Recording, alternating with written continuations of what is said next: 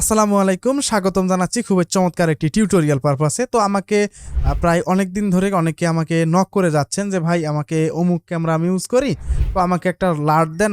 আমাকে বেশ কিছু স্ক্রিনশট আমাকে সাথে দেয় যে ভাই এরকম কিভাবে কালার গ্রেড করতে পারি বা এরকম একটা কালার কারেকশন কিভাবে করতে পারি। তো এই দিক বিবেচনা করে অনেকে আমাকে বলেছেন যে ভাই আমরা একেবারে নতুন, প্রিমিয়ার প্রো তো বুঝি না, দাভিন্সি ঠিকভাবে বুঝি না, যদি আমাদের একটু যদি কোনো একটা অটো কোনো সিস্টেম যদি আমাদেরকে একটু দেন তাহলে কিন্তু আমাদেরকে একটু উপকার হয়।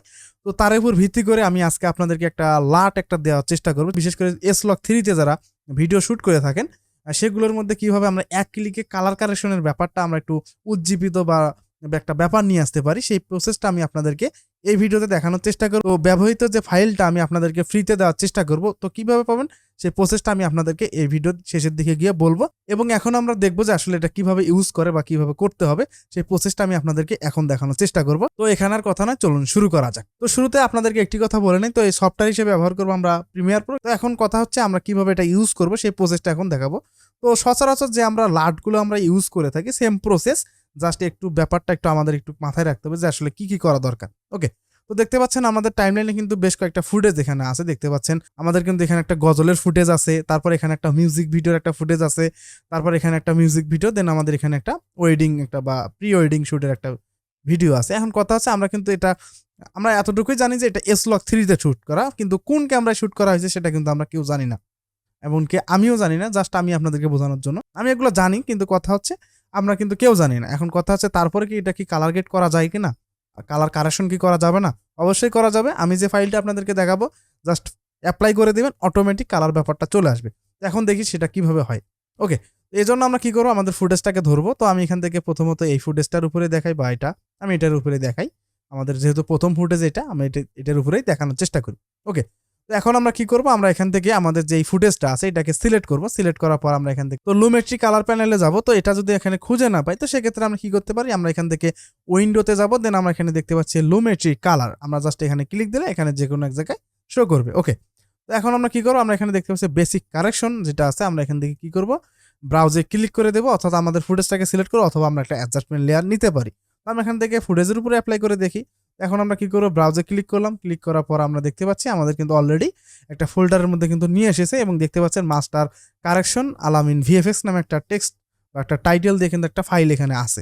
জাস্ট এখানে সিলেক্ট করলাম, দেন আমি এখান থেকে যদি ওপেনে ক্লিক করে দিই, দেন বুম, দেখতে পাচ্ছেন আমাদের কিন্তু রেক 70 কনভার্ট হয়ে গেছে, অর্থাৎ আমাদের লগ থেকে অর্থাৎ LOG3 থেকে রেক 709 কিন্তু কনভার্ট হয়ে গেছে, যেটা কিন্তু আমরা দাভিন্সিতে CST কালার স্পেস ট্রান্সফর্ম ব্যবহার করে থাকি।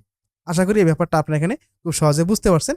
এখন আমরা কি করবো, আমরা এখানে একটু কারেকশন যেহেতু করা দরকার, আমাদের ব্রাইটনেস কন্ট্রাস্ট, এখন কথা হচ্ছে সব ফুটেজে কিন্তু আলোর স্বল্পতা বা আলোর ভিন্নতা থাকতে পারে। তো আমি অ্যাভারেজে একটা ব্যাপার তৈরি করে নিয়েছি যাতে করে যেন সব ফুটেজের মধ্যে একটা অ্যাকুরেট ব্যাপার আসে। ওকে, এখন আমরা কি করবো, আমি এখান থেকে প্রথমত একটু এক্সপোজারটাকে একটু বাড়াইলাম, তারপর কন্ট্রাস্টটাকে একটু বাড়াইলাম, তারপর হাইলাইটের ব্যাপারটা একটু ইনক্রিজ করে দিলাম, তারপর এখান থেকে শ্যাডো, এখান থেকে জাস্ট একটু ব্যালেন্স করে নেবেন। তো আমি এখান থেকে সেটা করে নিচ্ছি, দেখতে পাচ্ছেন এখান থেকে করে নিচ্ছি। ওকে, এতটুকুই নিলাম। দেন আমি এখান থেকে একটু স্যাচুরেশনটাকে বাড়াইলাম, এবং আমি এখান থেকে হোয়াইট ব্যালেন্সটাকে একটু ঠিক এইরকম একটা ব্যাপার দিয়ে দিলাম। দেখতে পাচ্ছেন খুব চমৎকার একটা ব্যাপার কিন্তু আমাদের এখানে হয়ে গেছে, দেখতে পাচ্ছেন। এখন যদি বিফোর আফটার করি, জাস্ট আমরা কি করলাম, জাস্ট এইরকম একটা ব্যাপার কিন্তু নিয়ে আসি, অর্থাৎ বিগিনার অবস্থায় আমরা যে কালারের কাজগুলো করে থাকি সেটা কিন্তু আমরা খুব সহজে কিন্তু আমরা এটা কিন্তু নিয়ে আসলাম। তো অনেক ক্ষেত্রে দেখা গেছে এটা আনতে গেলে আমাদের একটু প্রবলেম ফেস করতে হইতো, তো আমরা কিন্তু সেটা কিন্তু আর প্রবলেম ফেস করলাম না। ওকে, এরপর আমরা আসি এখানে এই ফুটেজের উপর দেখবো যে আসলে এটা কাজ করে কিনা। তো আমরা কি করবো, এই ফুটেজটাকে সিলেক্ট করবো, আবারও আমরা এখান থেকে ব্রাউজে যাবো, দেন আমরা এখানে কি করবো, আমরা এখানে মাস্টার কারেকশন আলামিন ভিএফএক্স যে ফাইলটা আমরা পাবো, যেটা ডাউনলোড করে নেব, সেটাকে এখান থেকে ওপেন করব। ওপেন করার পর ঠিক এরকম একটা ব্যাপার পাচ্ছি। তো এখন যদি আমরা বিফোর আফটার করে, দেখতে পাচ্ছেন বিফোর ছিল পূর্বের অবস্থায় এরকম, আমরা জাস্ট এরকম একটা দেওয়ার পর কালার কারেকশন অলরেডি ডান হয়ে গেছে। ওকে, এখন আমরা কি করবো, জাস্ট একটু কারেকশন করে নেবো, এক্সপোজারটাকে একটু বাড়াইলাম, তারপরে হাইলাইটটাকে একটু দেখলাম, জাস্ট এরকম শ্যাডো লেভেলটা একটু একটু বাড়াইলাম, তারপরে হোয়াইটটাকে একটু, অর্থাৎ এইভাবে আপনারা একটু কারেকশন করে নেবেন। স্যাচুরেশনটাকে একটু দিলাম, হোয়াইট ব্যালেন্সটাকে একটু, জাস্ট ডান। দেখতে পাচ্ছেন খুব চমৎকার একটা ব্যাপার কিন্তু হয়ে গেছে, দেখতে পাচ্ছেন। এখন যদি বিফোর আফটার করি, আপনারা দেখতে পাচ্ছেন আমাদের কিন্তু পূর্বের অবস্থা ছিল এরকম, আমরা জাস্ট কয়েক সেকেন্ডের মধ্যে কিন্তু ঠিক এরকম একটা ব্যাপার নিয়ে আসতে পারছি, এবং দেখতে পাচ্ছেন কালারগুলো কিন্তু খুব চমৎকার দেখা যাচ্ছে। তো আশা রাখি এই ব্যাপারটা আপনারা এখানে খুব সহজে বুঝতে পারছেন। ওকে, এরপরে আসি আমরা এই ফুটেজের উপর দেখবো এটা কাজ করে কিনা। তো এই জন্য আমরা কি করবো, আবারও এখান থেকে ব্রাউজে যাব, দেন আমরা কি করবো মাস্টার কারেকশন, সেই লাটটা আমরা এখান থেকে সিলেক্ট করবো, দেন ওপেন, দেন দেখতে পাচ্ছি আমাদের কিন্তু এটা হয়ে গেছে। এখন আমরা কি করব, ব্রাইটনেস, কন্ট্রাস্ট, তারপরে হাইলাইট, এগুলো একটু বাড়াইটারে দিয়ে দেখবো যে আসলে কোথায় নিলে আমাদের এটা পারফেক্ট মনে হয়। এটা সবকিছু নির্ভর করে কালার ব্যাপারটা হচ্ছে আপনার চোখের উপর। আপনি যত ভালো ক্যালকুলেশন করতে পারবেন আপনার চোখে, অত ভালো আপনি আউটপুট নিয়ে আসতে পারবেন। দেন আমি এখান থেকে কি করব, এখান থেকে ফেস টিউনটাকে দিলাম একটু ঠিক এরকম, দেখতে পাচ্ছেন খুব চমৎকার একটা ব্যাপার কিন্তু এখানে হয়ে গেছে। দেখতে পাচ্ছেন আমাদের পূর্ব অবস্থা ছিল এটা, আমরা কিন্তু জাস্ট কয়েকটা সেকেন্ডের মধ্যে কিন্তু ঠিক এরকম একটা ব্যাপার নিয়ে আসলাম, যেটা আমরা নর্মালি যে ব্যাপারটা আমরা দেখে থাকি, যা মিউজিক ভিডিওগুলো বলেন না কেন, বিগিনার অবস্থায় আমরা কিন্তু এই ধরনের কাজগুলো করতে পারি। ওকে, এরপর আপনি আসি সেকেন্ড যে ব্যাপারটা, এখানে আমরা দেখি। তো অলরেডি আপনারা বুঝতে পারছেন যে আসলে কিরকম পাওয়ারফুল কাজ করতে পারে এটা। তো তারপর আমরা এখানে দেখি। তো এখন আমরা দেখবো যে অনেকগুলো একটা টাইমলাইন সাজাইছিলাম, এখন একটা অ্যাডজাস্টমেন্ট লেয়ার নিয়ে দেখবো যে আসলে এটা কাজ করে কিনা। এই জন্য আমরা কি করবো, এখান থেকে নিউয়ে যাবো, দেন আমরা এখান থেকে দেখতে পাচ্ছি অ্যাডজাস্টমেন্ট লেয়ার, জাস্ট এখান থেকে ওকে, এটাকে ড্র্যাগ অ্যান্ড ড্রপ করে আমাদের ফুটেজের উপর বসাই দিলাম।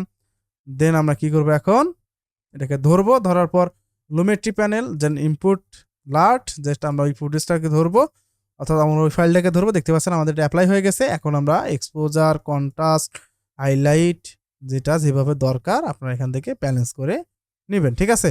আমি আশা রাখি এই ব্যাপারটা আপনারা এখানে খুব সহজে বুঝতে পারছেন। তো এরপর আমরা কি করতে পারি, আমরা এখান থেকে যদি আরো কালার গ্রেড করতে যাই, তো সেক্ষেত্রে এখানে দেখতে পাচ্ছি লুমেট্রি এফএক্স এর অধীনে লুমেট্রি দেওয়া আছে।